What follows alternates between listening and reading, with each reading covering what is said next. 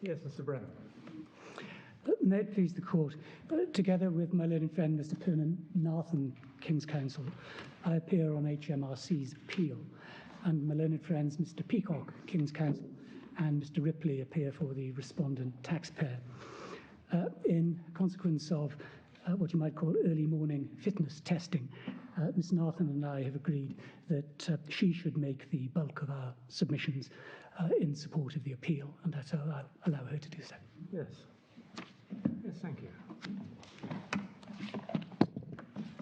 Good morning, my lords. The principal issue on the appeal is whether the word aqueduct and or tunnel, always in the statutory context, apply to the structures constructed by SSE. Our case is that they are aqueducts, and this applies to all the structures in the issue, or tunnels. This applies to most of the structures. And in holding otherwise, we say, the court and the tribunals below arrived at a meaning of aqueduct and of tunnel which had no firm basis in the statutory language and were inconsistent with the known purpose of the legislation.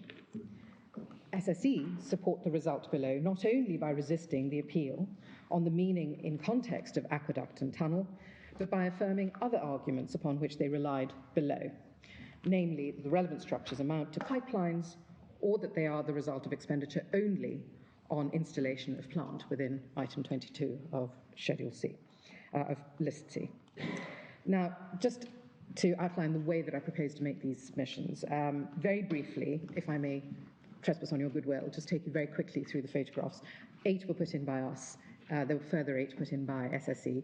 I shan't take very long over it, but picture paints 1,000 words, and I'm hoping that the context and scale will perhaps be made much clearer. Secondly, I'll take the court through the critical provisions as they appear in the 2001 Act, in order to glean from them, because of course we are using the primary source for construction is the statute, and so therefore focusing on the quality and what the words are saying and what one can glean from those in terms of their meaning and purpose is what I'm seeking to do secondly. Thirdly, I'd like to turn very briefly to the extra statutory material in order to identify the mischief. We do not, and we have never said that we do, seek to rely on it for anything like pepper and heart points. We aren't seeking to rely on it to correct some ambiguity or otherwise in the statute. Fourth, you already have our written submissions on where we say the Court of Appeal erred below, and I don't intend to go through those in any detail unless, my lords, you wish me to at any point. But I do intend, if with your permission, to supplement our written case by addressing those points made in SSE's written case. And finally, I intend to go through the assets as how they ought to be treated, we say, in the light of our construction, and we say the correct construction of the statute. So in the first instance, if I might ask you to turn up the electronic bundle, because I suspect that the images and photographs are just more clearly stated there. Well, in fact, we don't have paper documents apart from a key documents bundle, which is simply the SFI, your written cases, and the judgments below. Thank you, my lord. And I don't even have that. I apologise for that. It may be that can be remedied. No, His Lordship doesn't want it. Oh, I see. I've been doing without it for the last 4 years. I'll remember that for the next time. So, if I might ask you to go to EF 230, my lords. I'm so sorry, number page? 230. Thank you. And you will there find a diagram beautifully set out, which is called Schematic Overview Roads Definition. If I ask you, please, to scroll to the right-hand side and then down a little bit, you will see that there are, and if we could expand it a little, I suppose we might have to go to 150, you will see that there are tiny little black markings that say intake structure, and then they have a little number next to them.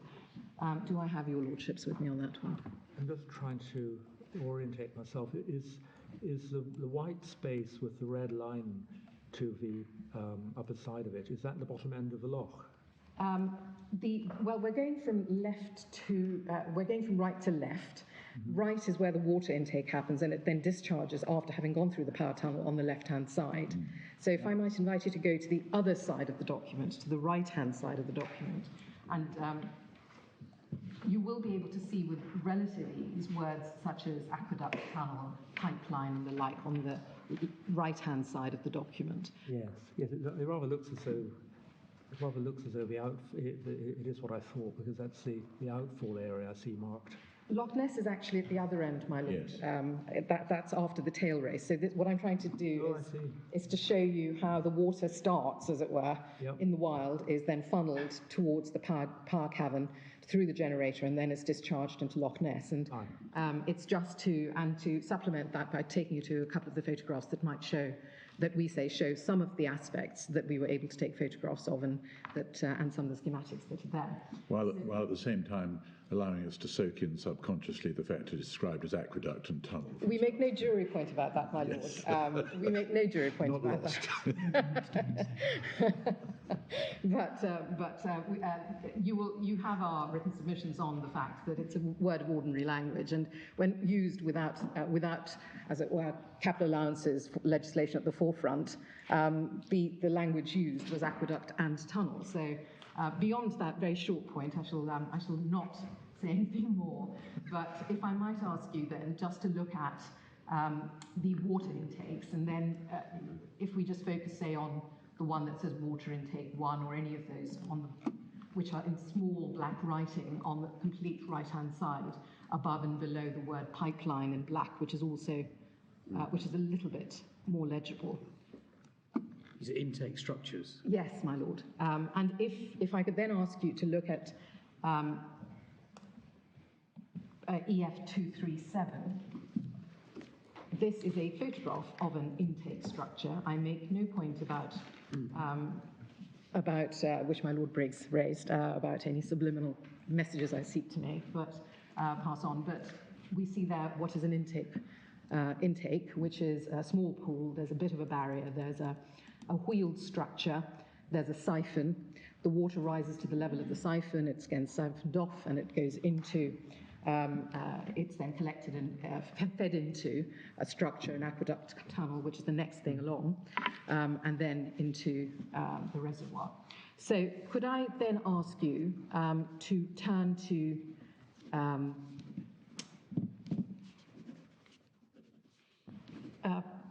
EF 235. Now, the reason I show you this is because when we look at the schematic at 230, we see that the intake structures feed into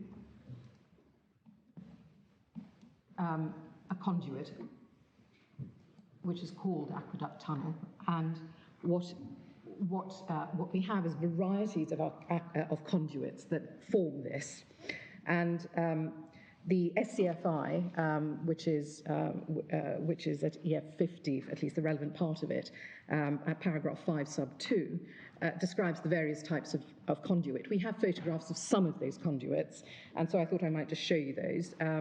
So the single and buried double pipes that form part of this conduit are visible at tab EF235 and 236.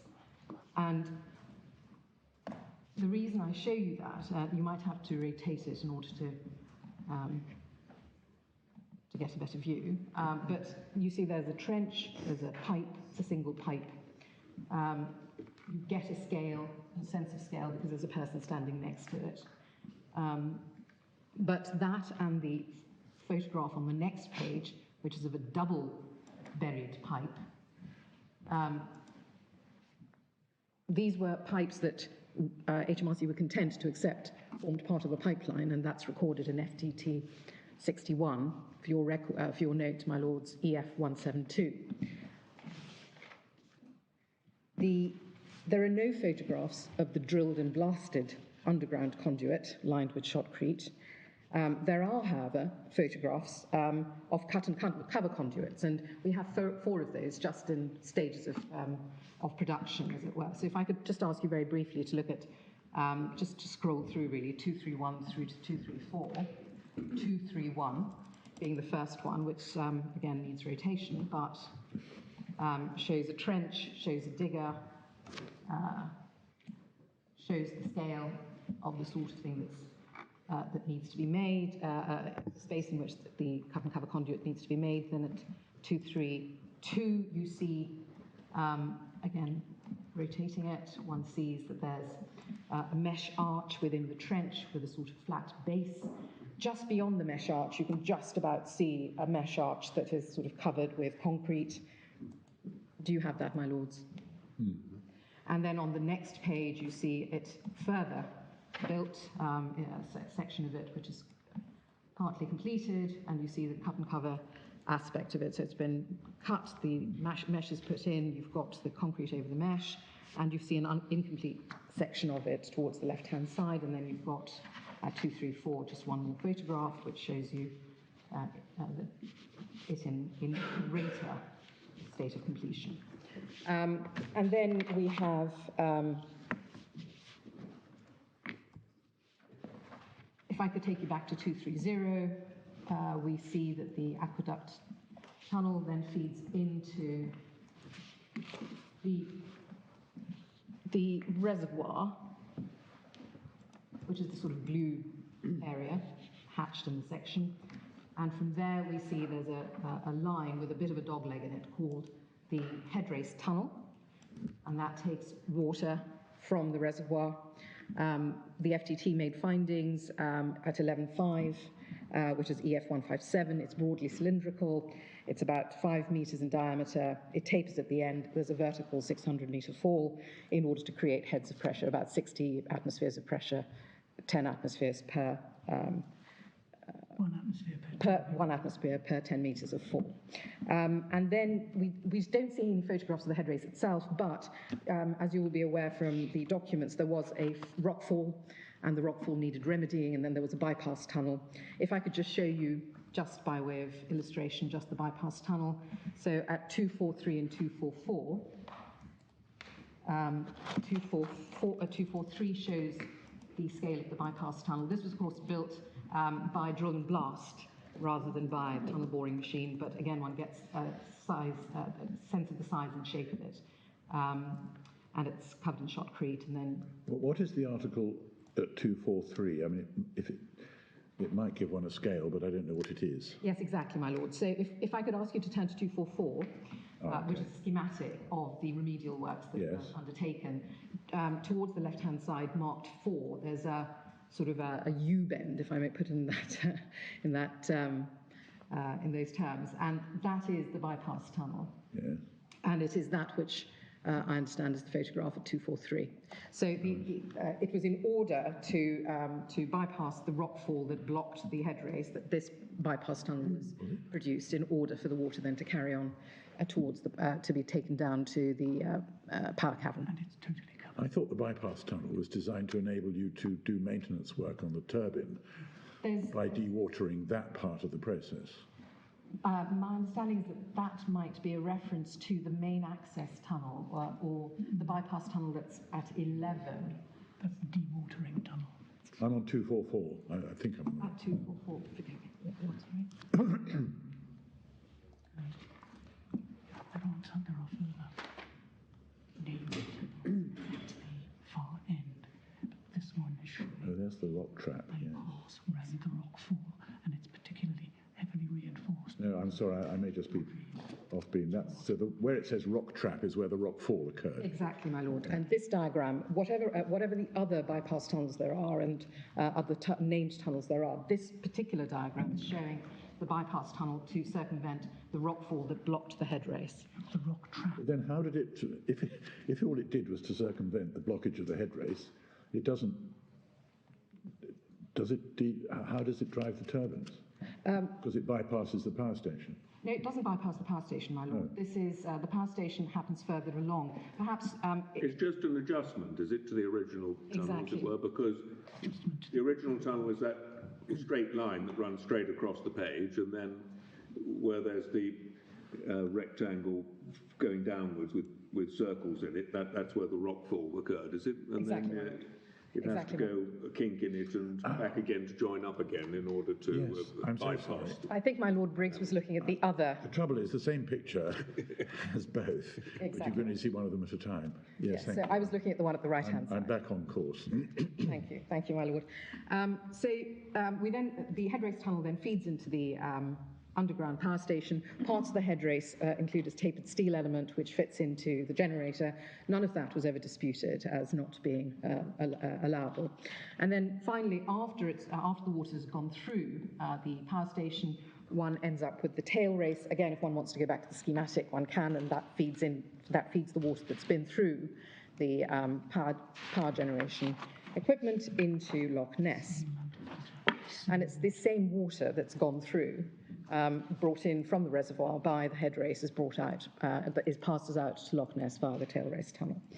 So that really is as long as I wanted to spend on looking at the photographs and the schematics. Next, I thought I'd take us through the statutory provisions.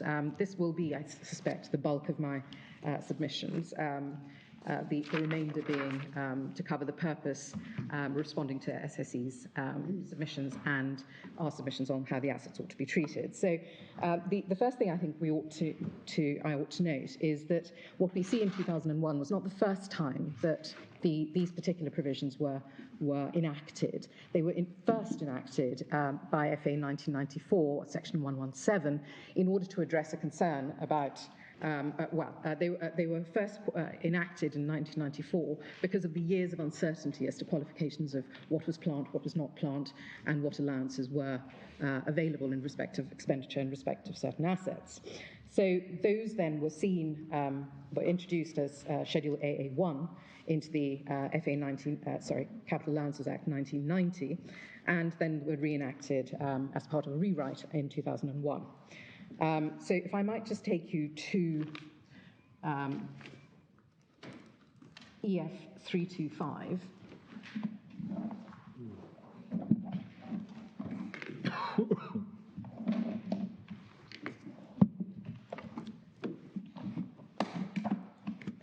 And 325 is where we find the provisions to do with buildings.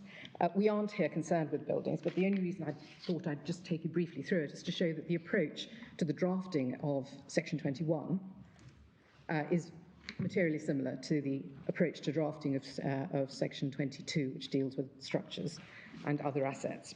And so looking at Section 21, we see that 21.1 says that expenditure on the provision of plant and machinery does not include expenditure on the provision of a building. So it excludes expenditure on the provision of a building from plant allowances. It then goes on at sub 2 to describe what is meant by provision, and it's described inclusively as construction or acquisition. And then sub 3 defines building, and it includes in its definition assets that are in or connected with the building and in List A. And then List A sets out the sorts of things one would expect to see in a building, walls and floors and the like. One then goes on to Section 22. I noticed List C, there are exclusions in List C, which is the same list as that which we have. So what I was then going to do is to take you to Section 22, which addresses structures, assets, and works. What we see is that Section 22 sub 1A is part of the opening provisions. 22.1b being the other part. We don't have permission to argue anything about 22.1b. We don't do so. What 22.1a does is exclude expenditure on the provision of a structure on assets listed in List B. List B is headed Excluded Structures and Other Assets. Item 1 is the item that we're looking at, and item 1 includes tunnel, bridge, viaduct, aqueduct, embankment, or cutting. The way List B is set out is a series of numbered groups, 1 to 6, and then 7, which is slightly differently drafted. And what we say to start with is if there were themes such as water or transport we say it's all but unthinkable that the draftsman wouldn't have said as much here, that he wouldn't have identified them expressly, particularly when we see how carefully and precisely the savings in List C are drafted. I'll develop that as I go. We say that there is no material that shows why the assets set out in each group were included in that group. For example, there is no heading for each numbered item to identify any supposed theme running through the numbered item. Further, we say there is no clear separation between the various numbered items. For example, several numbered items relate to water, whether as a means of transport or as a means of travel, or as something that needs to be contained or confined or restricted. So, for instance, items 4, dam, reservoir, barrage, including any sluices, gates, generators, and other equipment, and 6, a dike, seawall, weir, or drainage ditch. Within item 1, we say, one sees the items tunnel, bridge, viaduct, aqueduct, embankment, or cutting. Each of these assets, we say, is not subject to any qualification as to size, manner of production, location, when it was created, or for what purpose it is to be used, or in what type of undertaking. In other words, there are no words of limitation or qualification which temper or restrict the ordinary meaning of those words. The very fact they've been listed together, though, indicates that they're to be regarded as a group of items, doesn't it? As opposed to the drafting technique used in List C, which simply has a long list of separately numbered items. My Lord, we accept that there may be some significance to the grouping. The question is, to what extent is that significance to the grouping intended to cut down the meanings of any particular words within the groupings? We say that there is absolutely nothing, no material that is available, and none has been produced by SSE either, to show that there is any significance to the grouping. So it's only supposition. We say also... Well, it's not supposition because you can infer the intention, can't you, from the very drafting technique used, that there's an intention to identify some coherence to the group. My Lord, may I develop my arguments and perhaps come and address you address you on that point as I go?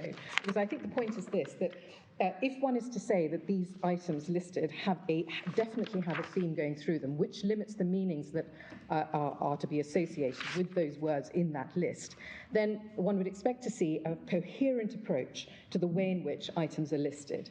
And what we say is that actually there isn't such a coherent approach within the group, within, as it were, the items, the numbered items 1 through to 6, and indeed 7. We see, for instance, that although some items are said to be flood defences, there's no reason that flood defences is what SSE says falls within item 6. There's no reason to think that that doesn't apply equally to, for example, confining water type groupings in item 4.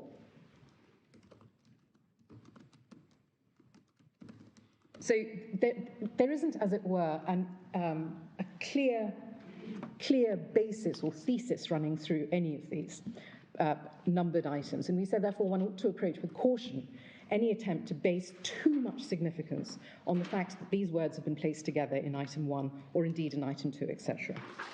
If one looks at item 2, for instance, we see that it sets out words, it contains words which give examples, so a way, hard standing, such as a pavement, road, railway, tramway, a park for vehicles or containers, or an airstrip or runway. So what we see here is that item 3, an inland navigation, including canal or basin, or a navigable river. So what we have is it's not a slightly different drafting style to item 1. Item 2 and item 3, what they do is they give an example of an item so as to extend the meaning of, or to put beyond doubt, that which is meant to be included within that particular word. So such hard standing such as a pavement, canal or basin or a navigable river, which follows the words including. So you've got an inland navigation including, so it gives you examples that are definitely supposed to be contained within it. Now, SSE assert at paragraph 35, which is EF 108 for your note, that items 2 and 3 list transportation assets relating to navigation by land and water, respectively. And what seems to arise from that, we say, is there's an implication that there's some movement or assisting movement by land or water. But when one looks closely at, say, item 2, that can't be right, because the term hard standing or a park for vehicle or containers doesn't imply anything that helps or assists movement by land or water. Well, except that if a pavement is a typical example of a hard standing, it slightly suggests that the draftsman is thinking of hard standing as something which assists movement, in the case of a pavement on foot. And so, for instance, so that might... And it's not how I would have started thinking about hard standing at all, but such as a pavement tells you quite a lot about what this draftsman means by hard standing, doesn't it? Well, so hard standing may be something upon which people stand or things stand. A pavement is given as an example. What else might be included? To what extent are we supposed to extend or reduce the meaning of hard standing in order to cover that which is intended to be included? But then when one looks at a park for vehicles or containers, the idea of this assisting movement in any particular way is further undermined, we would say, because, well, a park for vehicles or containers carries with it the implication that whatever is parked on there is actually standing still. So it's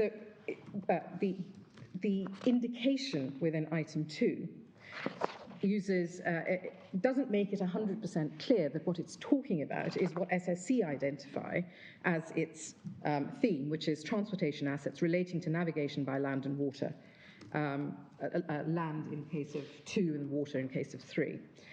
And what we would say is if you think about a retail supermarket to which the hard standing of customer vehicles is very important, that's not obviously engaging either navigation by land or otherwise. It's simply a place for cars to park.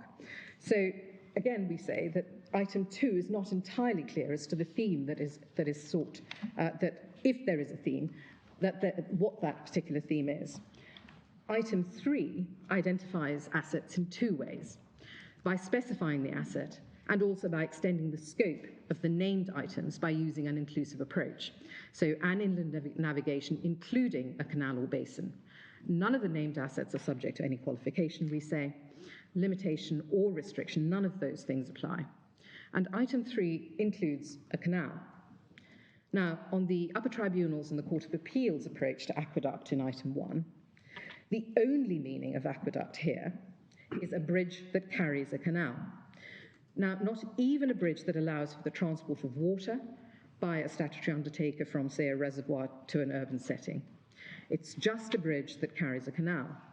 So one has to ask rhetorically, when was one of those last built for use in a trade? Is this really an item that Parliament and parliamentary attention would have been expended on?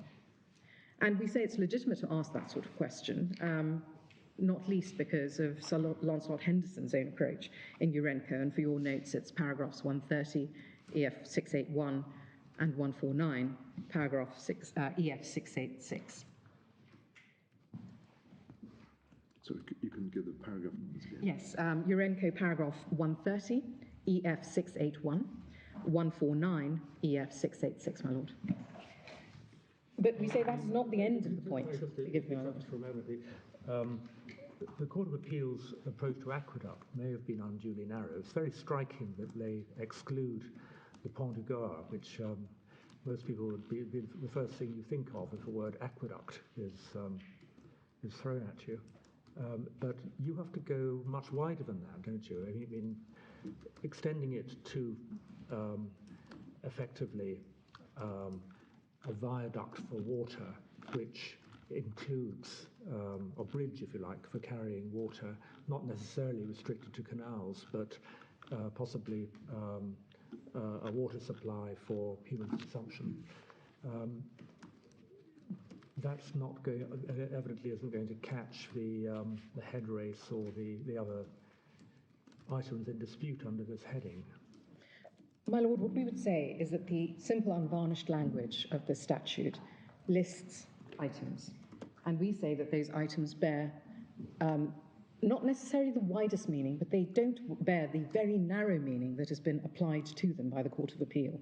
We say that aqueduct is adequate, in fact perfect, to carry to cover any conduit that conveys water. Yeah, yes, you have to go that far to catch these items, don't you?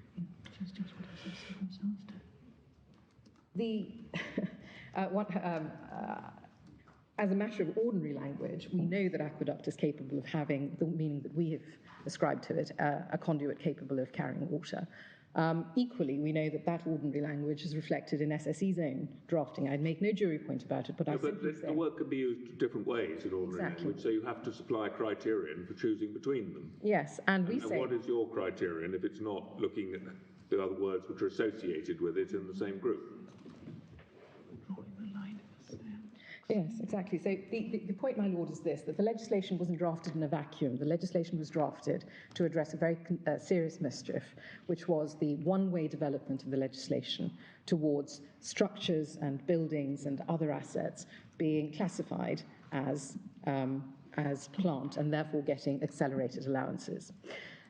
That is why this legislation, that is the mischief at which this legislation was aimed. So when one looks at what are the structures that have been expressly identified in List B as being excluded, those are, we say, unvarnishedly any tunnel, any aqueduct, any viaduct, any embankment or cutting.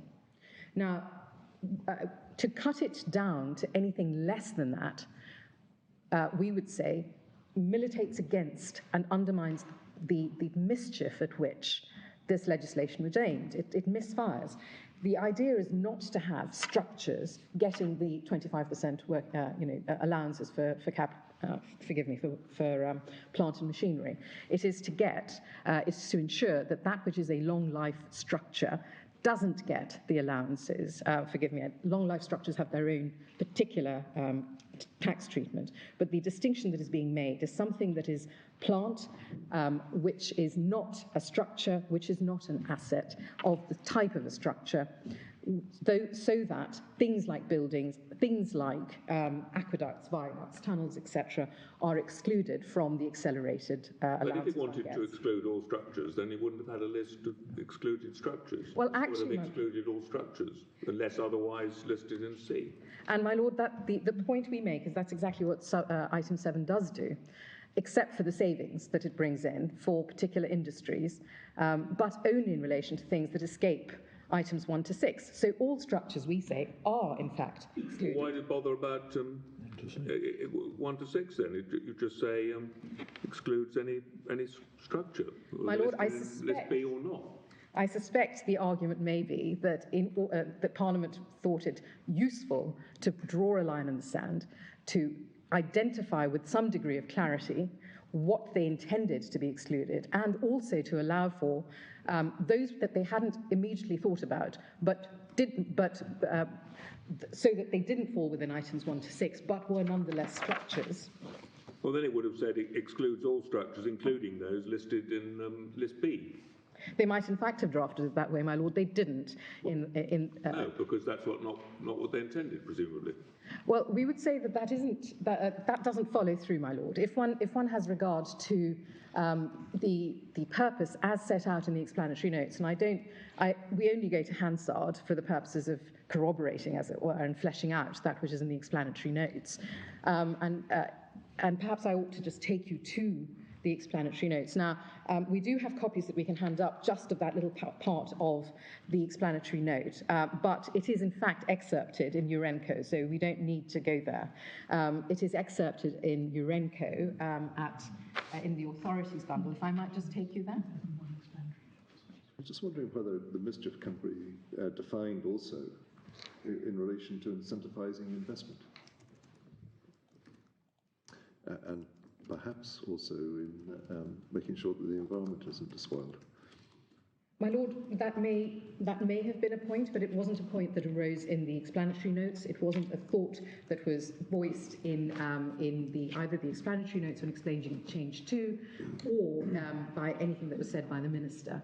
But isn't the whole concept of these provisions to allow, to incentivise expenditure, in a sense, on plant and machinery? Isn't that one of the underlying concepts of the legislation? My Lord, the idea is to ensure that items that are plant, so apparatus with which the business is carried on, that have the quality of equipment, that have the quality of item that has a higher wear and tear, those are the sorts of items that that plant and machinery allowances are supposed to provide allowances for. It isn't meant to be an allowance for buildings. It isn't meant to be something for permanent, semi-permanent structures. Those have different treatments under different aspects of the capital allowances provisions. Plant and machinery allowances is specific to plant and machinery. And what Parliament was seeking to do with this legislation was to identify with a greater degree of clarity and to say, thus far and no further, too many things have been held to be plant, which clearly are structures, such as swimming pools and the like. But because those were decided cases, they allowed carve-outs for them, express carve-outs, in order to ensure that the integrity of the law was maintained. And those we see in item C. But what this does is save to the extent that item C saves an expenditure from being an expenditure that attracts allowances. All items in the full width of their words that are listed in items 1 to 6 and 7 of Schedule B are excluded from allowances. I was just thinking in terms of all these items are plant to common law. They can be, my Lord. And the item list B excludes certain items from a valuable tax advantage. Why shouldn't it be construed narrowly on that basis? That is an exclusionary, it is preventing an individual from obtaining a valuable tax advantage, and therefore should be construed narrowly. My Lord, we would say that it isn't a question of construing narrowly or widely, but giving the proper meaning to the words. One starts with the ordinary meaning, and one looks to see whether the ordinary meaning is capable of encompassing what we say it encompasses, as well as what SSE say it encompasses, and we say it does.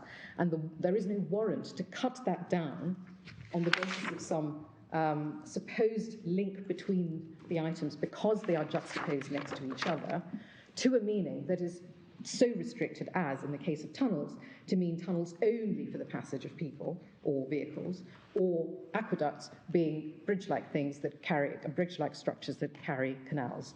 We say that the ordinary words obviously must be applied. Query, what are the ordinary words? And we say that they are the unlimited, unrestricted ordinary words because there are no words of limitation set out within the provisions expressly so stated. And we say that what we are advocating for as the meaning of these words is consistent with the purpose for which, the mischief at which this legislation was aimed, which was to stop large structures, stop structures that were that had been decided by courts, fell onto the plant side of the line from so qualifying in the future, save for those that were subject to decided cases. New structures.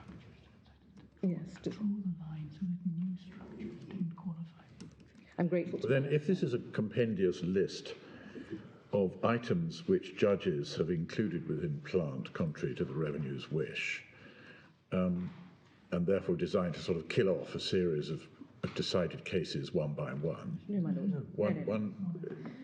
The decided cases and established practice are set out in List C over the page, and that applies. So List B isn't reflective of decided cases. General prohibition. The List B is the general prohibition on structures attracting capital allowances, subject to, of course, the savings in List C. List C and its common ground. List C represents decided case law and established practice. So it drew a line, thus far no further. You say the intention is to stop there being similar anomalies, as you would think of them, beyond the ones that already occur, which are in List C. Yes, my Lord. Those ones are not going to be swept away, but we're not going to have any more like them. Exactly, my Lord.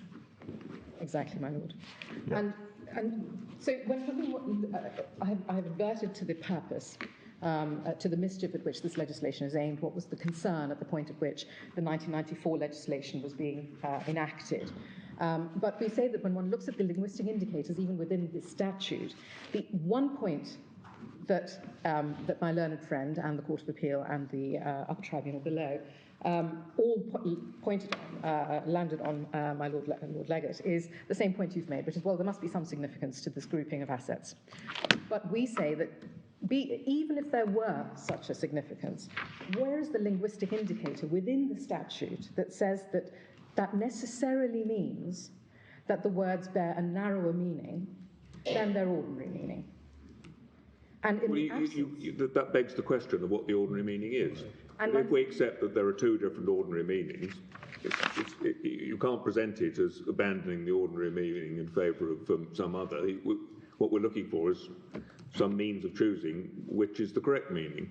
Yes, it so happens that in this instance, the one for which well, probably is always going to be the case, that one side's contending for the narrower and the other for the wider, but we're looking for how you know which to choose. You say we should always go for the wider one, I think. My Lord, what I would say is that where the indication is that aqueduct is being used, and it's in no limited, no restricted, no such as, no inclusive, nothing sense, the only word, the only thing you see is the word, then one gives the word the fullest meaning that it is capable of having, because that is a structure that Parliament has intended should not attract capital allowances. But you say an aqueduct is any conduit which carries water, I think I wrote down your supposed ordinary meaning of aqueduct. Well, it's, yes, my Lord.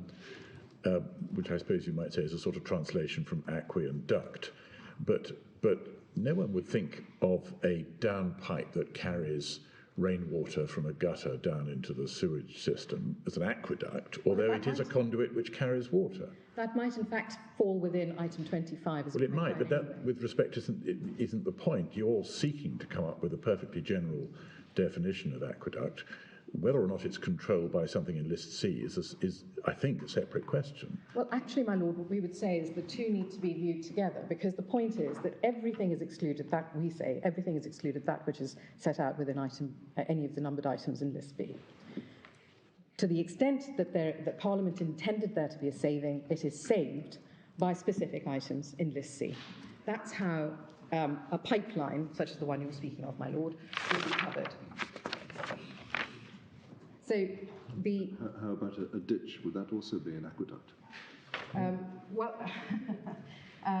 the ditches are themselves, as I understand it, themselves an item. For instance, I think we have 6 excludes it already, and that's an explicit... Well, that's a drainage ditch. But...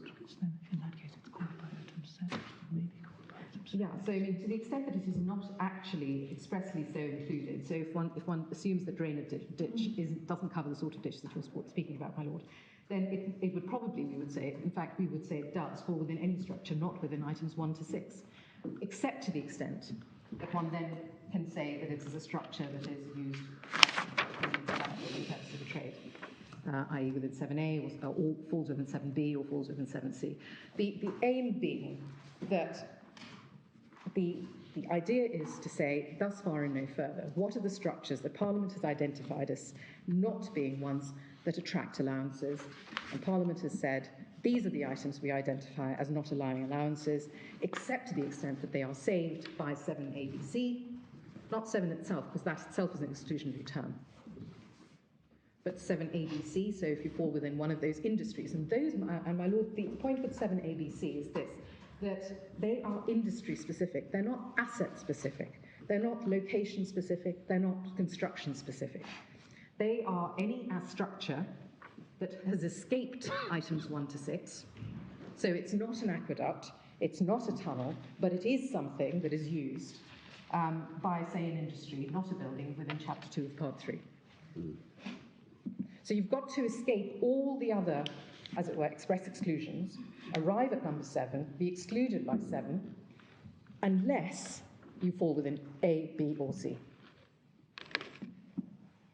So to the extent, and I may as well take the point here, to the extent my learned friends say that there is a protected undertakings concept. There isn't such a protected undertakings concept. If items are already excluded by item 1, they're not saved by the fact that they might be being used by an industry within item 7A.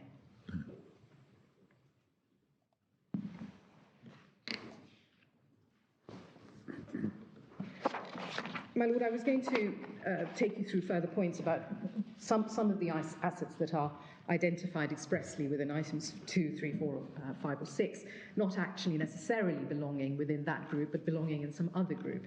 But I'm happy to move on from that point if my Lords have recorded that point.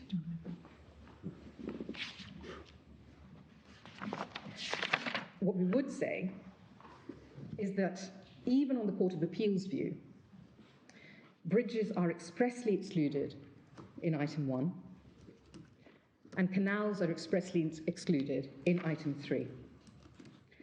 Of course, one bears in mind Lord Hoffman's well-known words about arguments for redundancy and that they seldom carry any weight. But here, the Court of Appeal and the Upper Tribunal have adopted a meaning for aqueduct which contains elements that are completely excluded by other items. So a bridge is excluded, a canal is excluded. So the meaning adopted by the Court of Appeal as the only meaning for the word aqueduct is one that is expressly excluded by the items, by item 1 as well as item 3. So that cannot, we say, on any level be an appropriate or a correct meaning of aqueduct, and certainly not the only meaning of aqueduct. And what we say is the difficulty falls away if what you do is you give the meaning of aqueduct the widest, the natural meaning, which we say includes the dictionary definition. One starts with the dictionary definition. Well, one natural meaning is the pont du Gard type structure. Absolutely. Which is and if that's what it means, a structure on 2 points of high ground, which bridges low ground and carries water between them. And that's very similar to a viaduct or a bridge, and it seems to be a natural meaning in that context of what the word aqueduct means. My Lord, might I just take you to, say, the dictionary meanings? Well, we know that they're not conclusive, but they give one an idea of what the natural or ordinary meaning in English is of words. So might I invite you to go to page EF 698.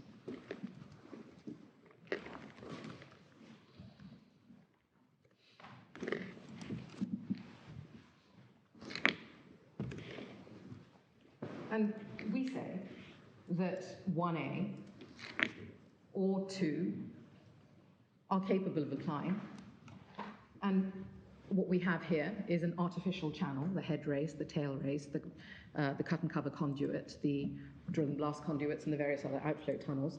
They're all artificial channels for the conveyance of water from place to place. That's exactly what they are. To limit them only to that which is an elevated structure of masonry used for this purpose is to not give an ordinary meaning to that word. It's to give a more restricted meaning than the ordinary meaning. A similar structure, so looking at 2, a similar structure by which a canal is carried on a river, etc. Again, that's a meaning. It's not the only meaning. So in the absence of indications within the statute, express indications within the statute, that aqueduct has a more limited meaning than its ordinary meanings as one starts with the dictionary definitions, we say that aqueduct does cover artificial channels that convey water from place to place, such as the cut and cover conduit, the drill and blast conduit, the head race, the tail race, and the various other water channels we're talking about. It doesn't have to only be something of antiquity produced more than 500 years ago, 1,000 years ago. That would be, we would say, an unduly restrictive meaning to give to a word that is unvarnished in its simplicity. And we see that Parliament has used ordinary words of the English language. And it is appropriate to respect the simplicity of that language. It is appropriate to, we say, give the words the meanings that they are capable of having without unduly restricting them in the absence of a very clear indication to the contrary. Well, what you're saying is that we should give the words every possible meaning that they can ordinarily bear, unless cut down in some way. Well, I mean, for instance, my Lord, in the context of capital allowances, tunnels are capable of meaning the sort of, they're biological tunnels as well, but clearly those aren't things in respect of which capital allowances can be claimed, and therefore they clearly are not something that is within the contemplation of Parliament when drafting this legislation. So not every meaning that it is possible for... All right, everything that could possibly qualify for plant, then, or every meaning that could cover something that could qualify for plant. Is that what you're saying?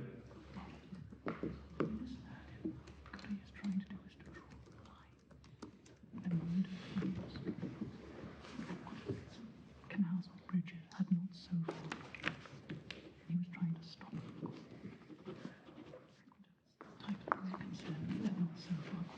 So again, we go back to the point at which this legislation was being enacted and the concern, the mischief at which it was aimed, which was to draw the line and stop the one-way development of the law, so that structures that weren't, that these canal-carrying bridges that hadn't yet arisen, weren't subject to List C savings, would not attract allowances. And we say that is the breadth that one ought to be reading into this legislation.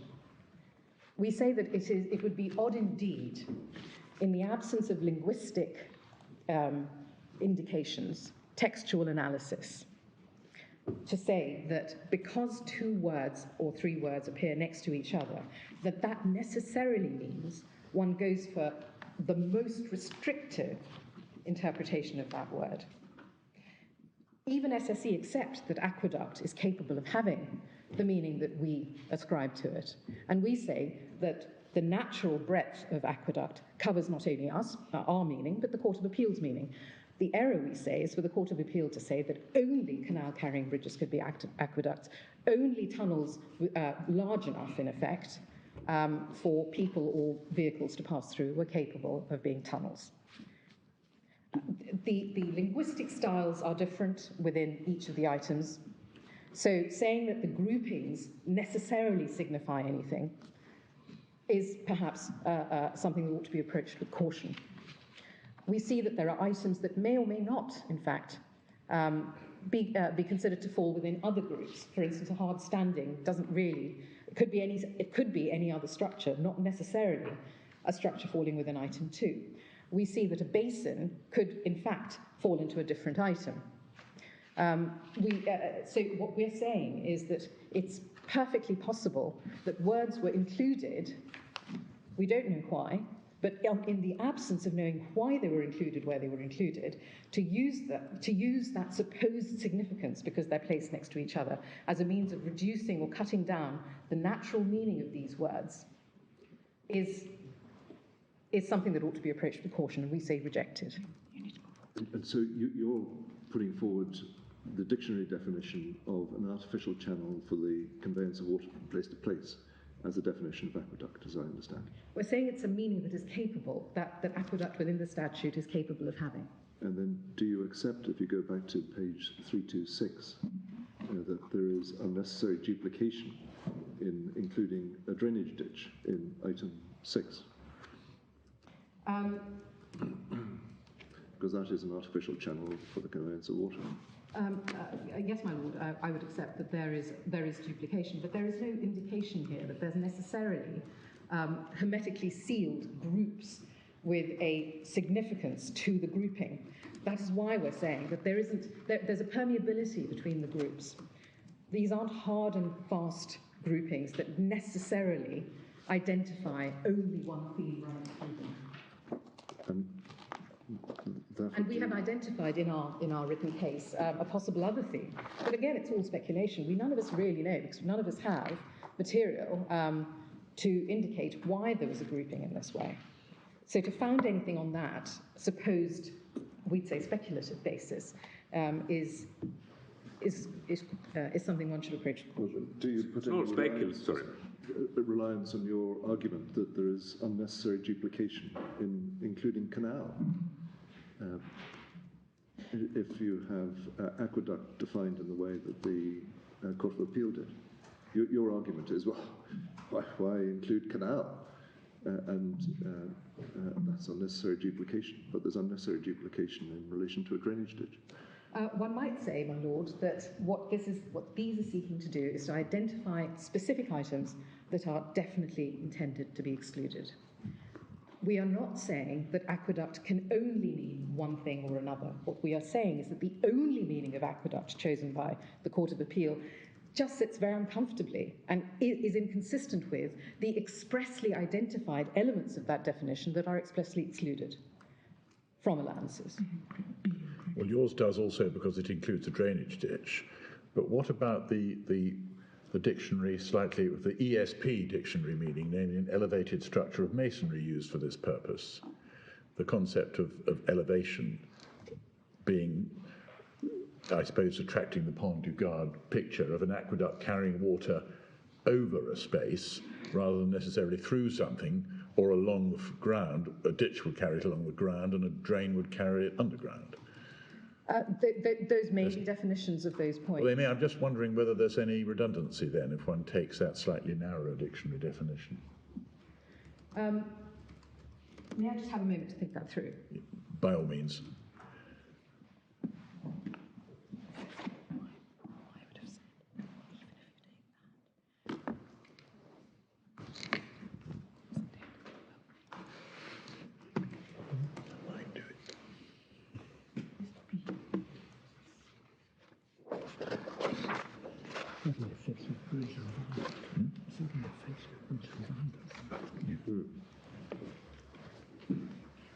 Interestingly, two of the dictionary writers' examples are Pont du Gard-like structures. One, I think, is the Segovia aqueduct, and the other one is the Claudian, where I suppose, aqueduct, which is probably gone.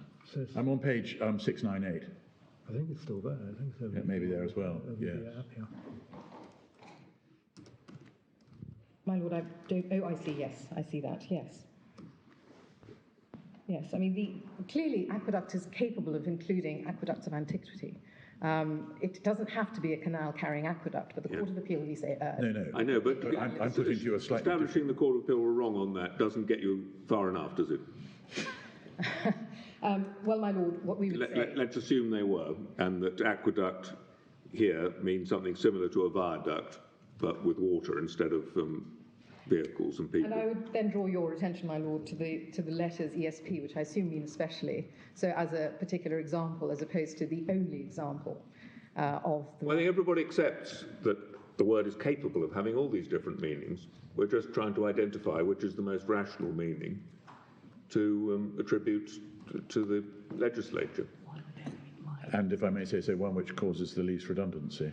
My lord, I agree, except for the fact that one bears in mind item 7, the general exclusion for all structures that are not already caught by items 1 to 6, because that is a catch-all. It is therefore, is there something that the draftsman hasn't thought about, that Parliament hasn't thought about? If there is, that structure is also excluded, except if it's a sort of structure that is used by, having escaped 1 to 6, it's a sort of structure that is used by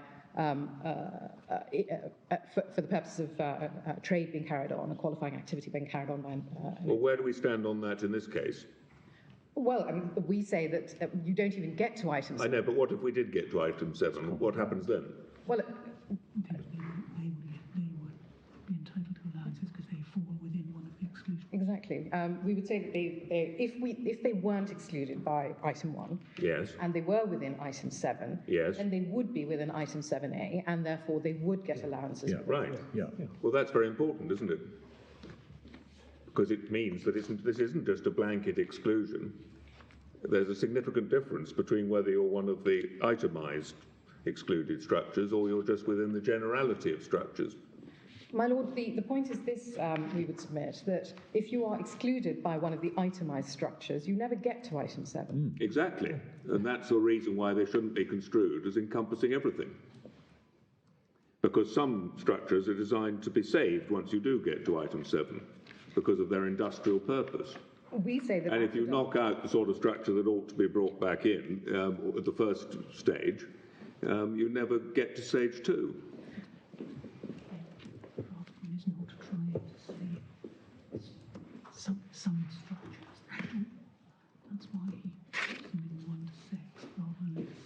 So what we would say, my lord, is this: consistently with the way in which List B is drafted, the itemizations of those assets shows that those assets are intended to be excluded. Those assets don't then come back in, as it were, through the back door by coming in under 7A. Your point, my lord, is why should the broader exclusion, a broader definition for the words that are expressly used, such as aqueduct or tunnel, be given in item 1, given that, that Parliament intended some assets, some structures, to be the subject of allowances by virtue of coming into A to C of 7. And we would say that the aim of this is to exclude all structures. They've itemised some structures. They've then said, to the extent that we haven't itemised these structures, and you don't get it unless you are a particular type of industry. Well, that's why you can't say that the aim of this is to exclude all structures, full stop. It isn't, is it? It only covers some industries. There's telecoms, there's gas, and then there's item A, which is assets for a qualifying trade. So, for a qualifying activity, which we accept that SSE carries on. So if you fall within item A, do you get capital allowances? If you've been excluded only by 7 and not by 1, I think. Yes. Yeah, but you don't get it. Yes. You've got my point, that, my lord, which is that if you're excluded by 1, you never get to 7. If you don't, you're not excluded by 1 to 6. Putting in bold terms, 1 to 6 are a list of bad structures by reference to what they are, whereas other structures may or may not get capital allowances according to, for example, what they're used for. Yes, my lord, I think that would be broad. I'm grateful to those behind me who have given me examples of assets, should this be of assistance to you, my lords, examples of assets that fall within item 7A of list B, and these are electricity pylons, concrete oil bunds, that's a wall surrounding an industrial fuel tank to protect the environment from spillages, mine head shaft towers, toll booths on toll roads, and fishing net posts. So these are examples, those behind me have given me, of items that fall within item 7 sub A. Yeah. So i.e. other structures, but they're used by particular industries, and therefore. Yeah. So might I just take you briefly to list C, having already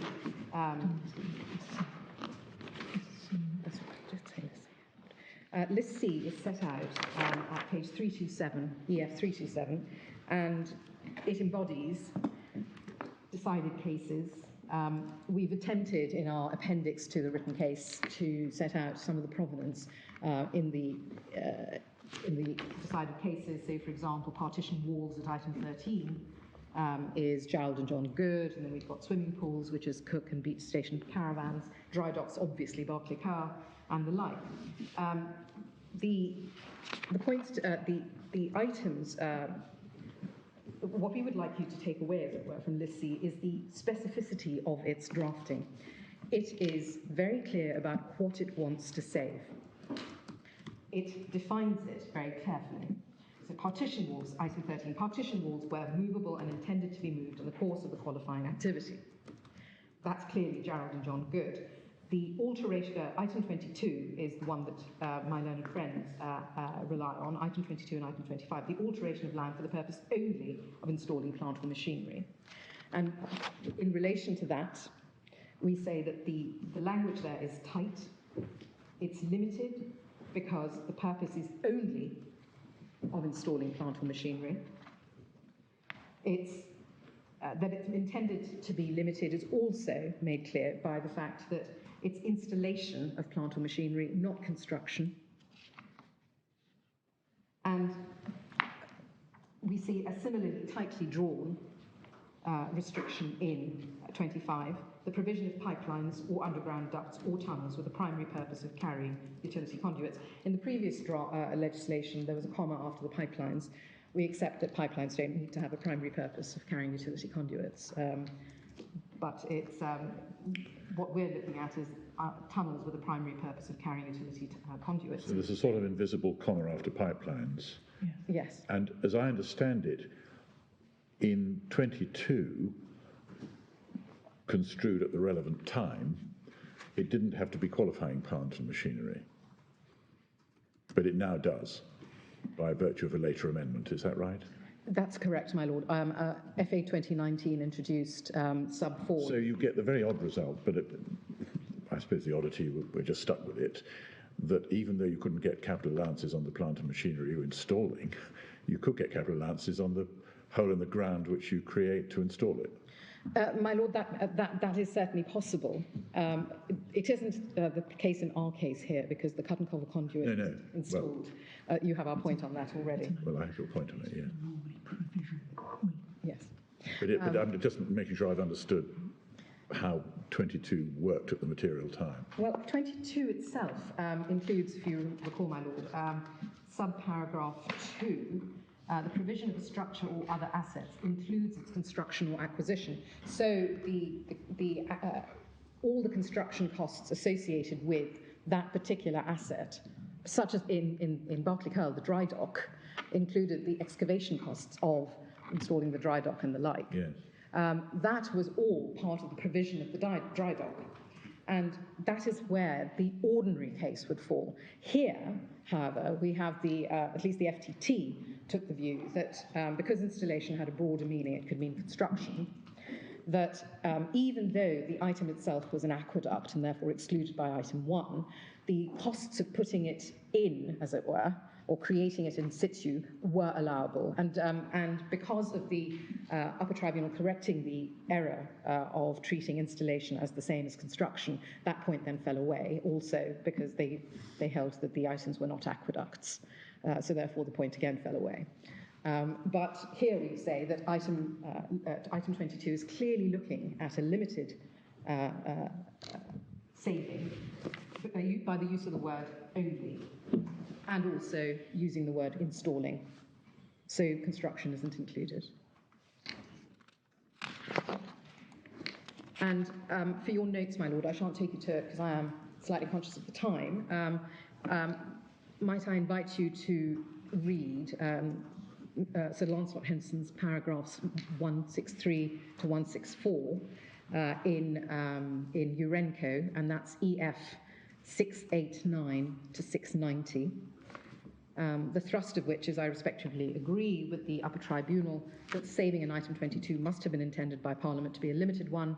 That is clear not only from the use of the word only, but from the focus on the installation of plant or machinery and the requirement that the relevant alteration of plant must have no other purpose.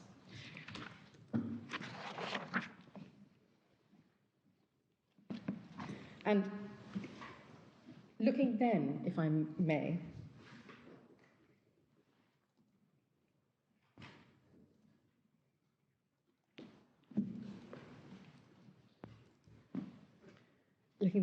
my lords, at item 25, what we say that we ought to be able to draw from this is that the word tunnel is used here in the same way as tunnel. Well, we say that tunnel is used here. We see tunnel also as an item that is excluded in item 1 of list B. What is the significance of tunnel appearing in these two places? Well, we say that they must bear the same meaning. The presumption is that they must. They bear the same meaning. They're in the same act, not just in the same act. They're in adjacent paragraphs as part of the same package of legislation. Legislation that sought to exclude, by drawing a line, certain structures from receiving capital allowances for plant. Those structures included tunnel, but a particular type of tunnel, i.e. a tunnel with the primary purpose of carrying utility conduits, was saved. So no other type of tunnel is saved. And what we say is that had Parliament, given the specificity of this saving, had Parliament intended tunnels to only mean tunnels capable of passage for people and vehicles, then you would expect either tunnel there in list B to say that that is the sort of tunnel that is intended to be excluded, or that tunnel here, or there is a specific exemption in 25, or another item is introduced into list C that says that tunnels that are not for the purpose of passage by persons to and fro or vehicles to and fro. So what's the difference between underground duct and tunnel in your case? My lord, I think the reason that it's included is to stop one having to conjecture at what point a duct becomes a tunnel, so that one doesn't have to worry unduly about it. The answer might in fact lie in part of Hansard, where electricity ducts and the electricity industry was being debated, and where the concern was that absent a specific exclusion, a specific saving in item C from the exclusions in list B, such ducting and tunnelling by electricity enterprises would not attract allowances. Might I just refer you to that particular part of the debate? I'm just saying that by way of giving an explanation to why there might have been the inclusion of specific underground ducts or tunnels with the primary purpose of carrying utility conduits as an express exclusion. Just before we go to it, you made a significant allusion in the way you, in the submission you made a moment ago, when you said the Court of Appeal had understood tunnel to mean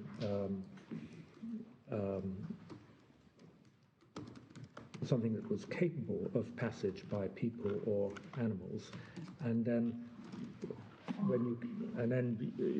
in the next breath you contrasted that with something whose primary purpose was the passage of people or animals. I mean, one could have a duct or tunnel. One could have a tunnel whose primary purpose was carrying utility conduits, but it was nonetheless capable of passage by people or vehicles.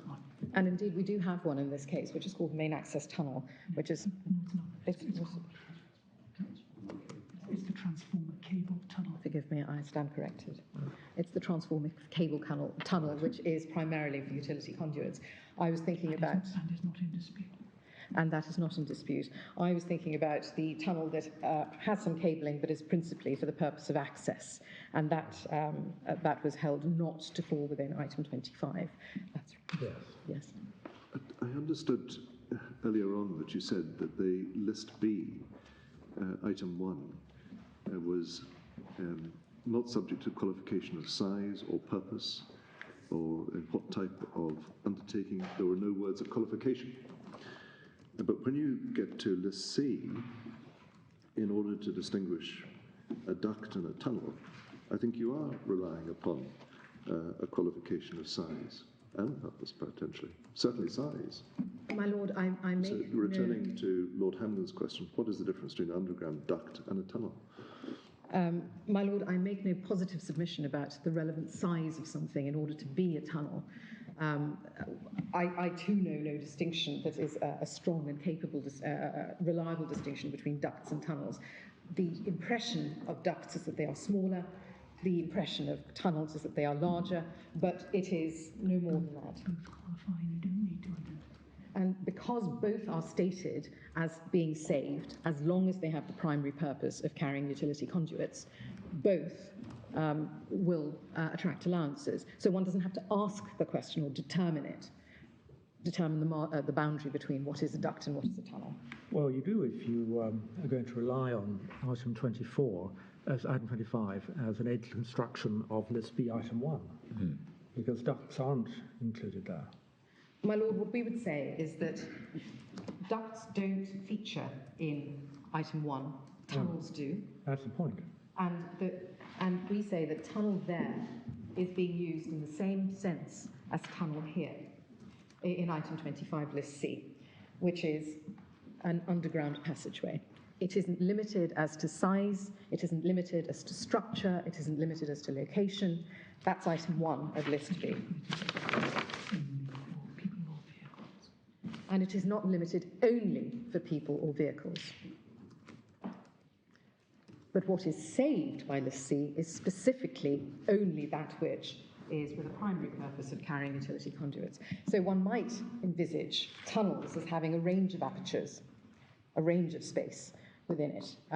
But one might say a tunnel with a primary purpose of carrying utility conduit might have a smaller range, because one might envisage something a bit smaller. But that isn't a relevant consideration. The size, we would say, is not a relevant consideration, and that Parliament doesn't want us to focus on it is made clear by the fact that it's included ducts as well as tunnels as something that it is willing to save, provided they are for the primary purpose of carrying utility conduits. The definition you proffered us a moment ago of an underground passageway itself imports the idea of passage. But it doesn't necessarily have to be a passage for people or vehicles. Maybe passage of water. It might be passage of water, it might even be passage of animals. I understand that there are subterranean tunnels that are dug under motorways for safe passage for, I think, hedgehogs or something. So I mean, I have heard that. So the point is that if it's something that has a meaning, which is capable of applying, we say, to the sorts of tunnels one is seeing in this case, not simply for a tunnel that is for the passage of people or vehicles.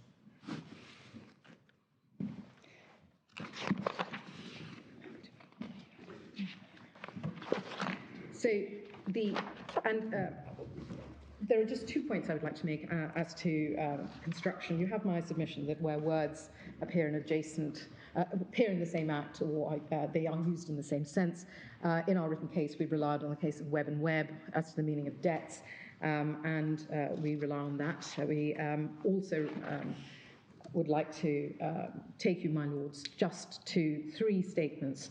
Again, they're set out in our written case in Urenco, which is that these words are unvarnished. They have an unvarnished simplicity, and that must be respected.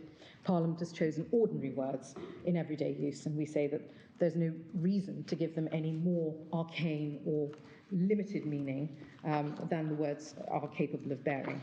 So moving on from that, my lord, to the purpose. Just give the page references.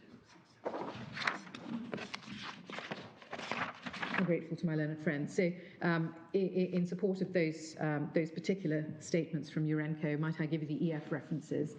674 is that Parliament has chosen ordinary language in everyday use. Unvarnished simplicity is 679.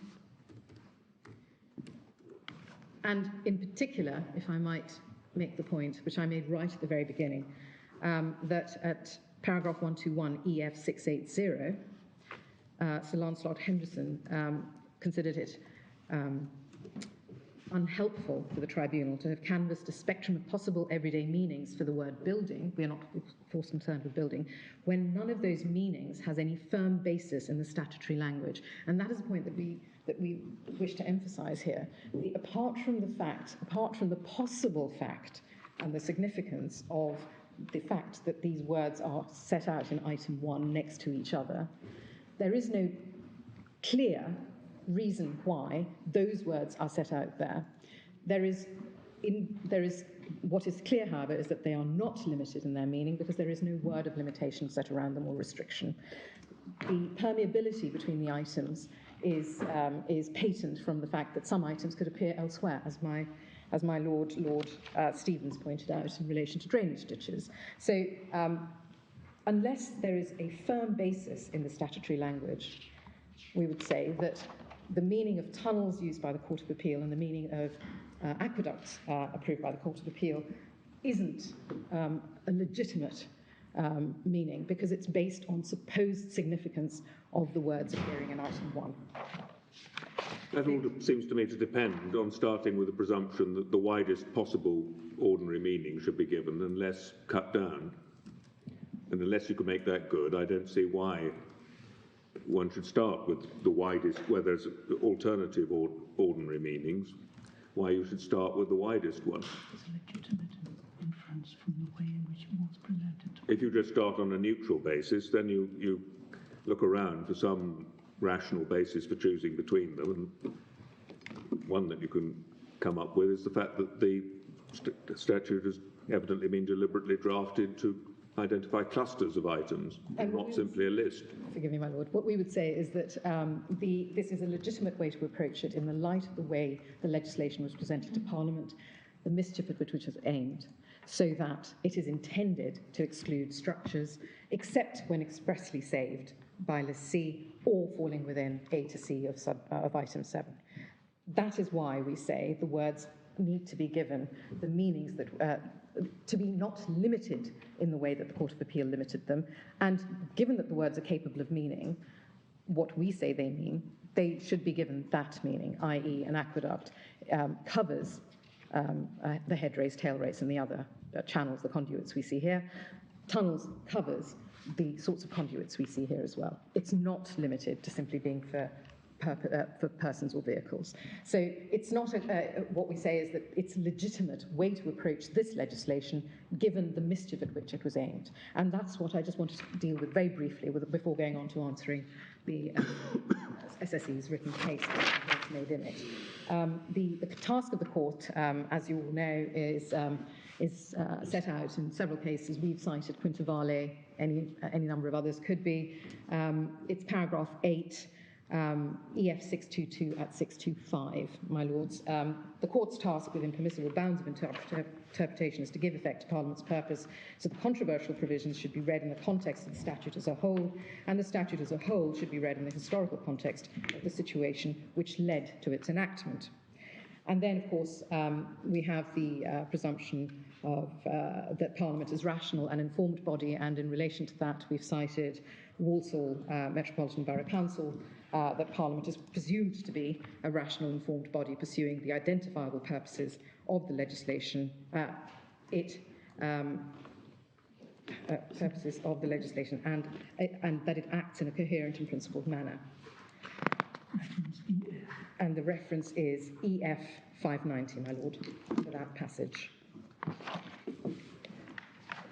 And we say that approach has particular resonance when we consider whether, as the Court of Appeal held in our case, the term aqueduct means and means only a structure which looks like a bridge and which carries a canal.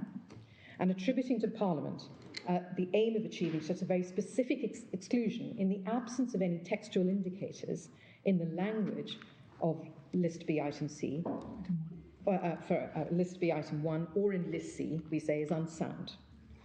Assuming Parliament to be rational and informed, one is entitled to ask, why has Parliament legislated to prohibit allowances for bridges that carry canals? And one would ask the same, even under the view the Court of Appeal was overly restrictive. Why does the aqueduct have to be on a bridge at all?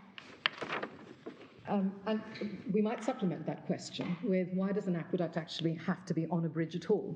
Why does it have to be raised up and elevated? That may be one of the definitions, but it's an especially sort of definition that is given in the Oxford English Dictionary, the principal definition being an artificial channel for carrying water, which we say we clearly have here.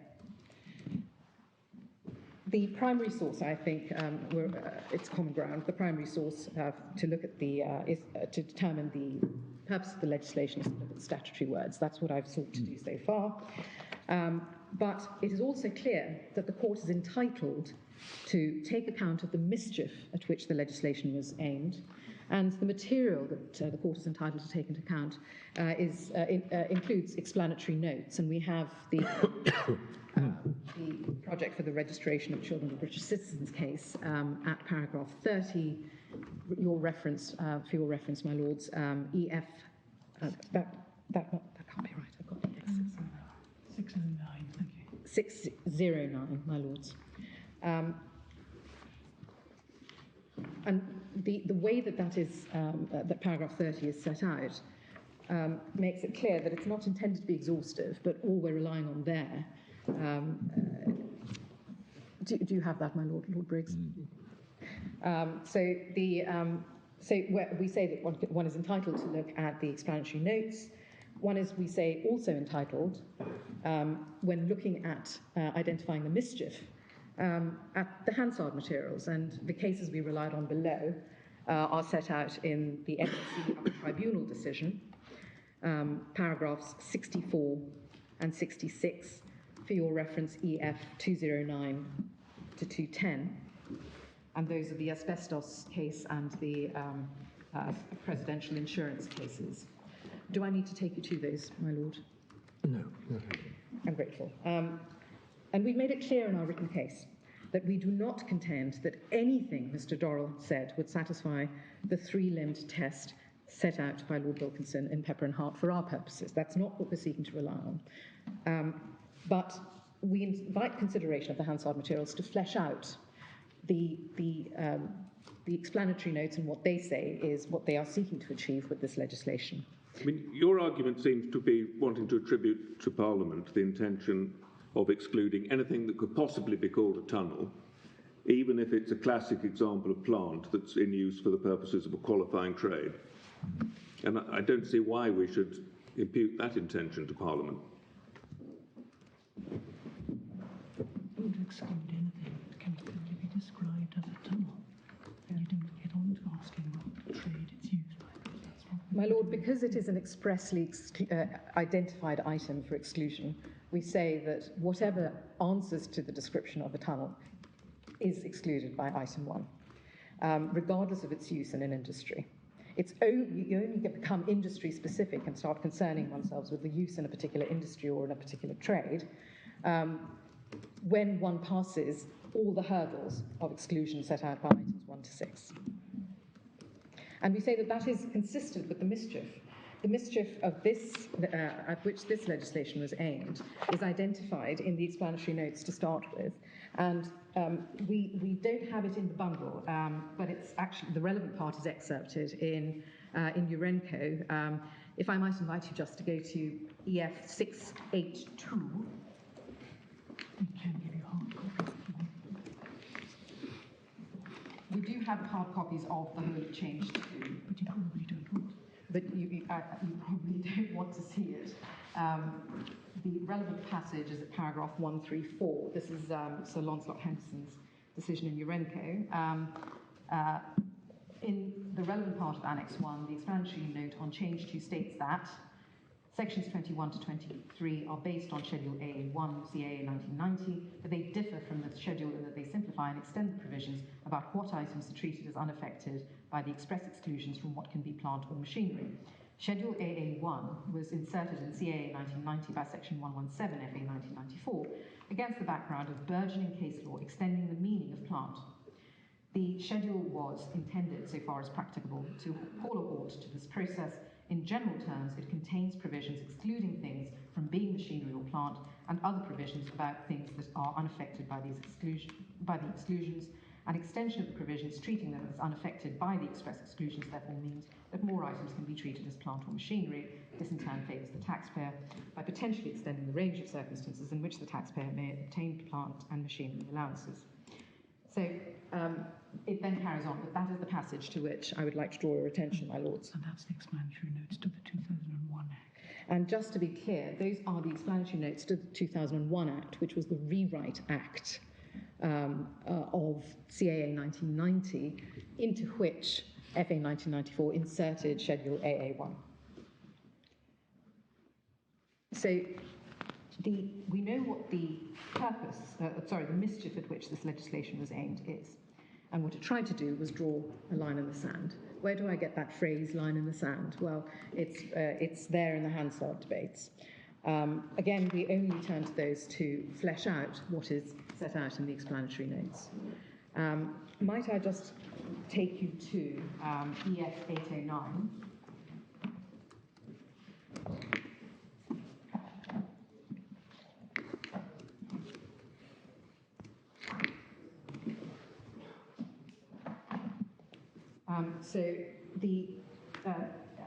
In fact, if I could just start you at the bottom of the page. I was just wondering, the mischief, you say, doesn't inform us to the meaning.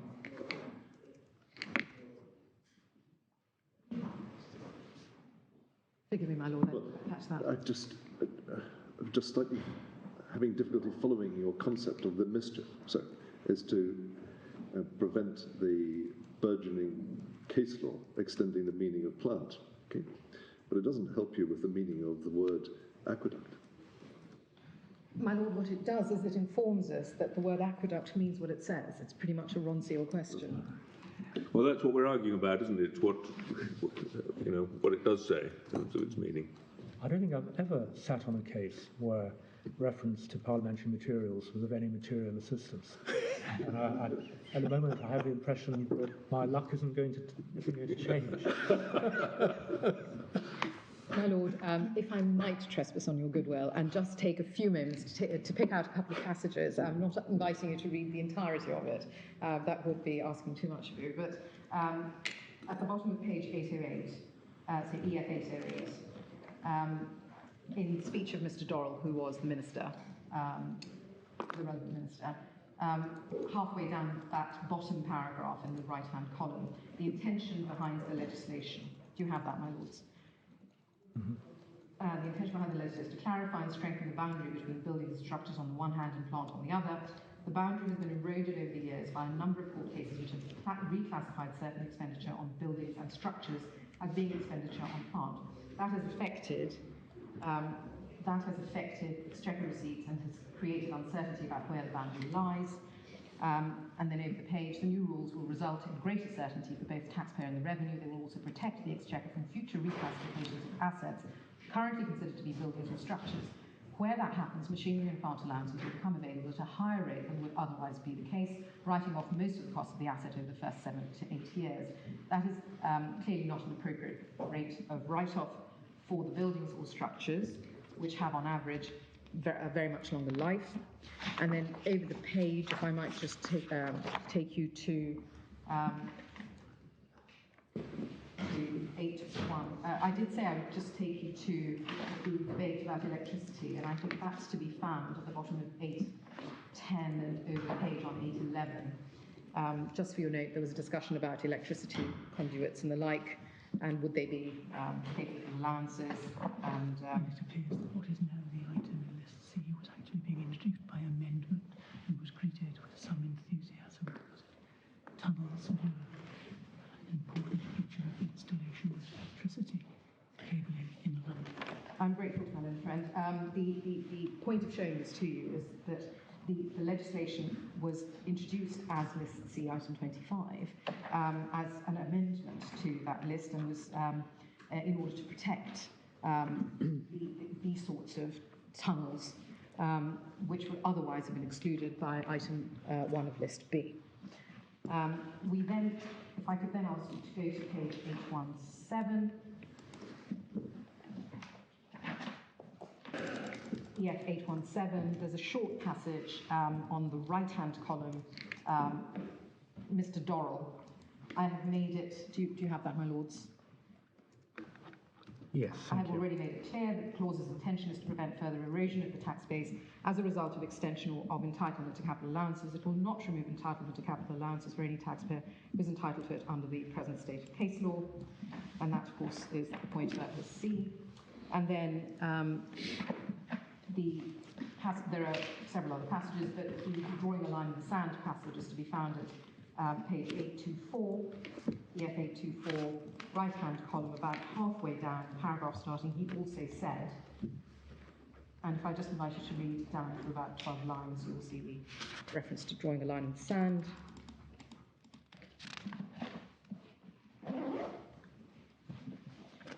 And then over the page, my lords, the first column on page 825, Mr. Dorrell. We're trying to ensure that the law does not develop further. And then there was a discussion about the Andulph case and the like, but that isn't relevant to us, and I'm conscious of the time.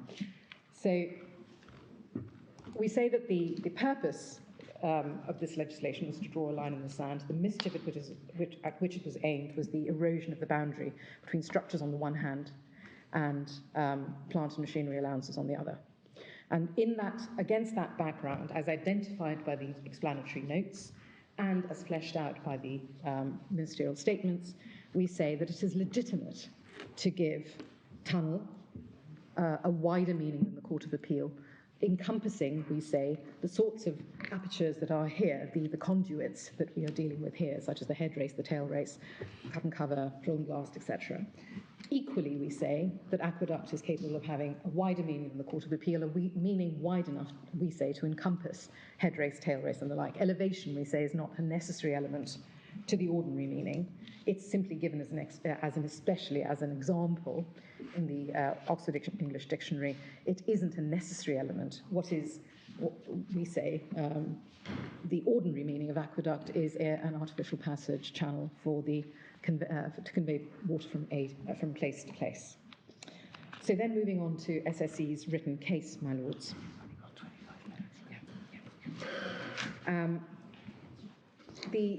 It's a short point, my lord, and I'll take it briefly. SSE asserts that there's no dispute that the items in this case are plant.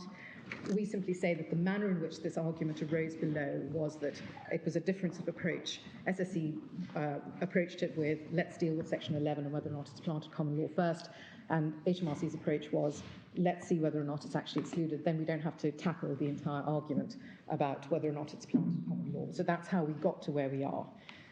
It's not something that is live at the moment. But it is, to the extent that it is said there is no dispute, I thought I'd better give you some of the background to it. Then we have SSE at stated paragraph 44 of their written case that it is clear that only one of the ordinary meanings of aqueduct is consistent with HMRC's definition. Another meaning of aqueduct is a structure by which a canal is carried over a river. And we ask, well, why does SSE favour one meaning over another, especially given the known purpose of the legislation, that of stopping the erosion of the boundary? The meaning offered by SSE and accepted by the Court of Appeal and below...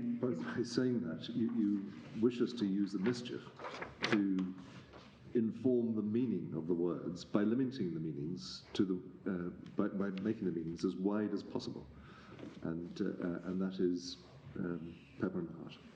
My lord, what we're saying is this: that purpose of construction, the task for the court is purpose of construction. What is the purpose of this legislation? The purpose of this legislation was to meet the identified mischief. The identified mischief was to stop the one-way development of case law that eroded the boundary between structures on the one hand and plant on the other hand. Yeah. So that is what we are saying we're doing here. We're not saying that aqueducts necessarily only mean what we say they mean, but what we say is that they cannot just mean what the Court of Appeal has held them to mean. I mean, even accepting that the purpose of all this was to draw a line in the sand and prevent the tax base of being further eroded by liberal-minded judges or judges who feel sympathetic to taxpayers, it doesn't tell you where in the sand the line is drawn, does it? And I just don't see why that being the purpose tells you anything when you get to a really quite granular question about this particular part of the sandy beach. Is the status quo?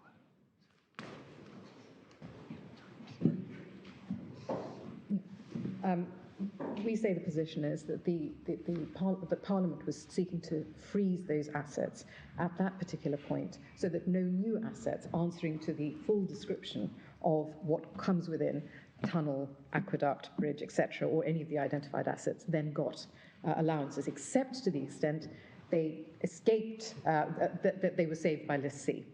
Item 7 is only engaged if List B item 1 to 6 is not engaged, and we say List B item 1 is engaged in our case. So the granular question you're asking, my lord, is simply this, that Parliament used words non-qualified, non-limited, and those words ought therefore to be respected. They have an unvarnished simplicity that is capable of applying to the head race, the tail race, and the like.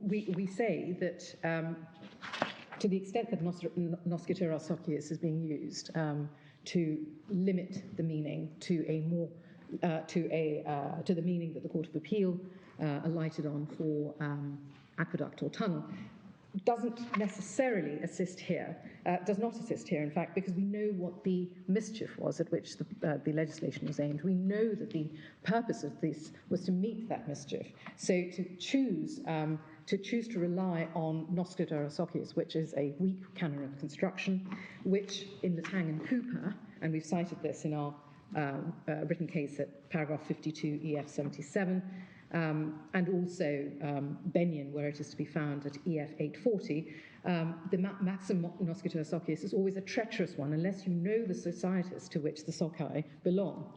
So it's, we would say, a dangerous basis upon which to limit the meaning of, the natural meaning of tunnel and aqueduct in this case, given the known purpose at which Schedule B, List B was aimed. Our submissions on, in relation to SSE submissions on tunnel,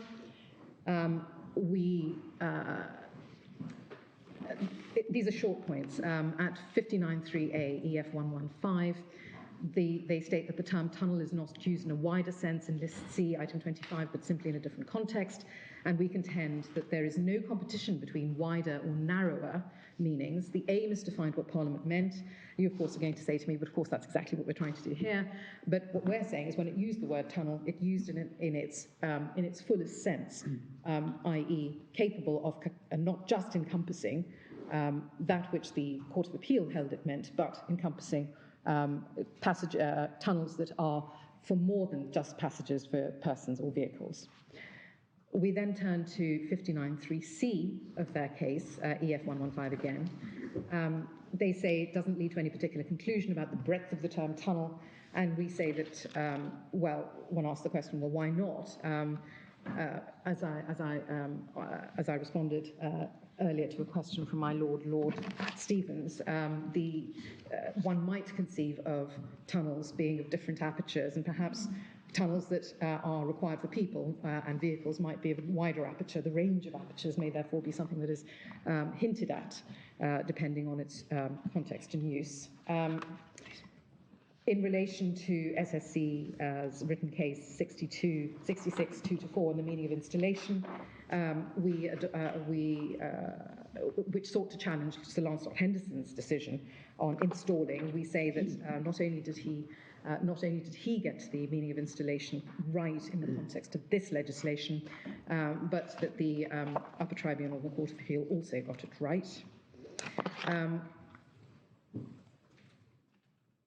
You have my submissions already in the light of the passages in Urenco I took you to about installations. I shan't bother with that now. And then in terms of pipelines, these are, we maintain our submissions below, which were accepted, which is that these are not pipelines. And then we come to how we think that the assets ought to be construed. How the assets ought to be treated in the light of how we say the legislation ought to be construed. And we've set this out in our case EF 87 onwards, briefly. Drilled and blasted conduits. This is the aqueduct tunnel as shown in the red in EF 230. We contend that this is both an aqueduct and a tunnel. It was blasted through rock for the purpose of carrying water. The FTT held at EF 173, decision paragraph 64 and onwards, that this was not a tunnel, despite the usage of the term tunnel in both Section 22, List B, and Section 23, List C, Item 22. And we invite the court to differ from the FTT here. But he did hold that it was an aqueduct, and that's paragraph 69, EF 174, and we agree. This was a finding of fact, we say, that the FTT was entitled to reach on the evaluation of the facts. He, after all, had the benefit of a site visit. Case law is strewn with cautionary words about appellate courts being reluctant to interfere with the evaluative findings of the first instance courts, and we cited below Clark and Perks and Cousins and Brutus, and we also draw to your attention Urenco, paragraphs 41, 42, 46, that's EF 659 and 660. But the FTT then went on at EF 176, so that's paragraphs 78 and 79, to hold the expenditure on the alteration of land for the purpose only of installing plant applied, and we say that we disagree. The aqueduct has no freestanding existence, even in a component form. It is simply incorrect to say that the work involved in the creation of the aqueduct has been carried out for the purpose only of installing the plant. We submit that it is... installing the aqueduct. We submit that this is an impossible conclusion for a rational tribunal. The upper tribunal agreed with us.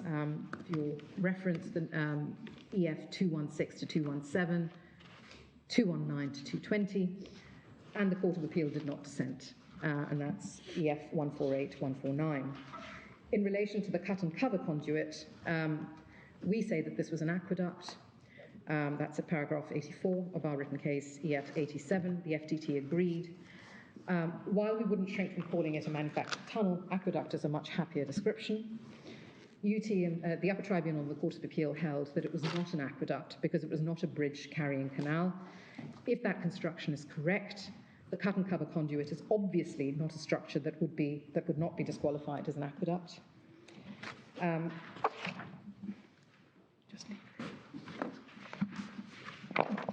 In relation to the uncovered channels, we say that these are aqueducts, and the FTT agreed. These are clearly not bridge-like structures. They would not be caught if being a bridge-like structure was an essential feature of an aqueduct.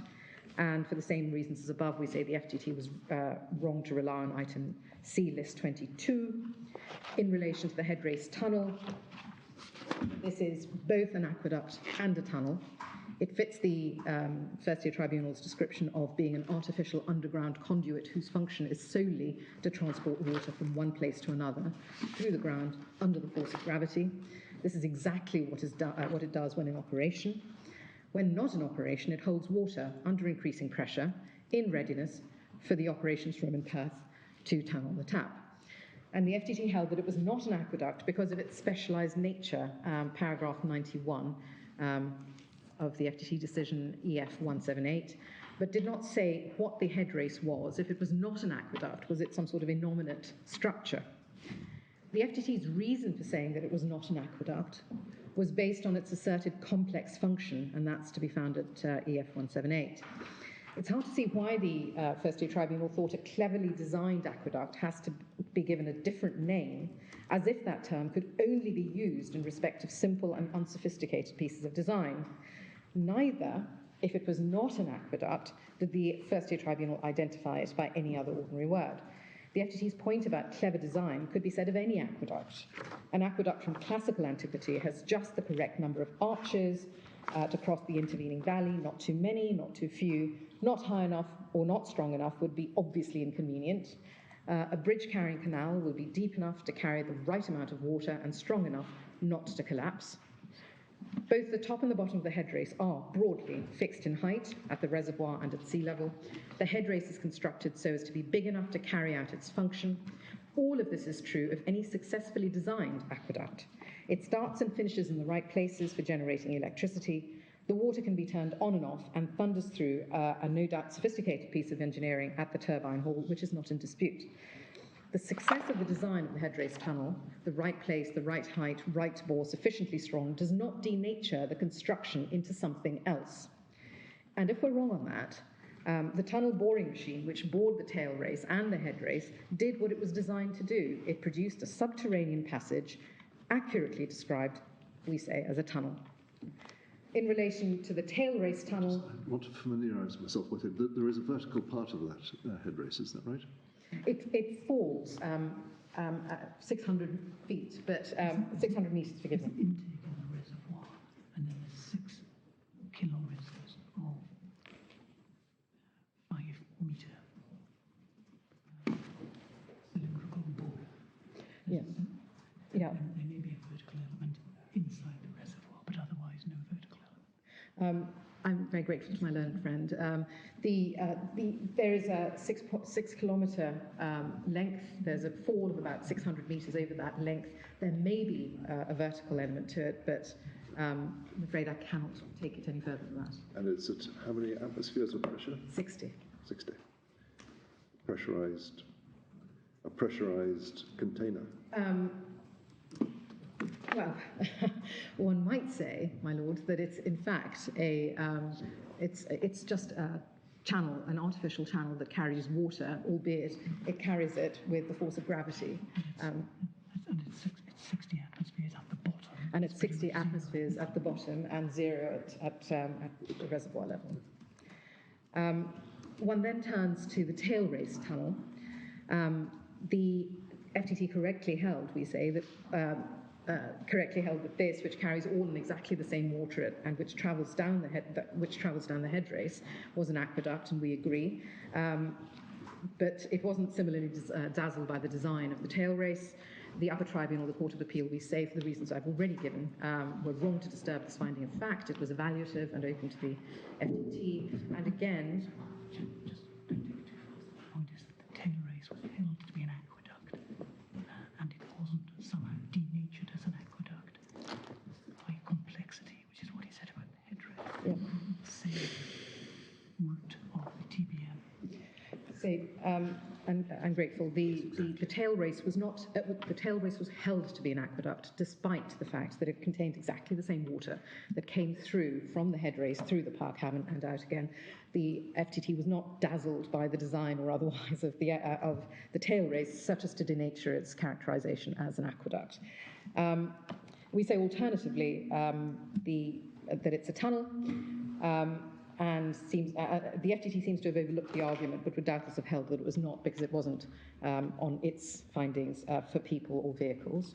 In relation to the turbine outflow tunnel and the drainage and dewatering tunnel, we say they take the same treatment as the tail race, which is that they are aqueducts.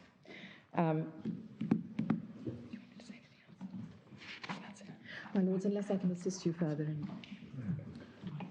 About 10 minutes early, so we might... Thank you very much, Ms. Nathan. We'll rise to consider where we've got to, and we'll return probably in 5 to 10 minutes.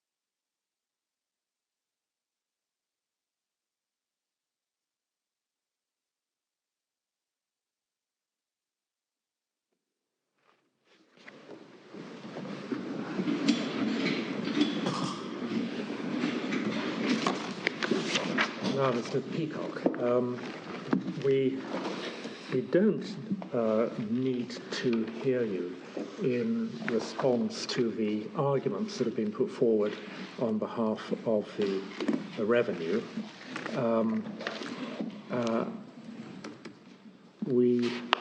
The position we're in is that so far as tunnels are concerned, we're inclined to accept the definition that you put forward in paragraph 34 of your case. I think we may explain that, in our view,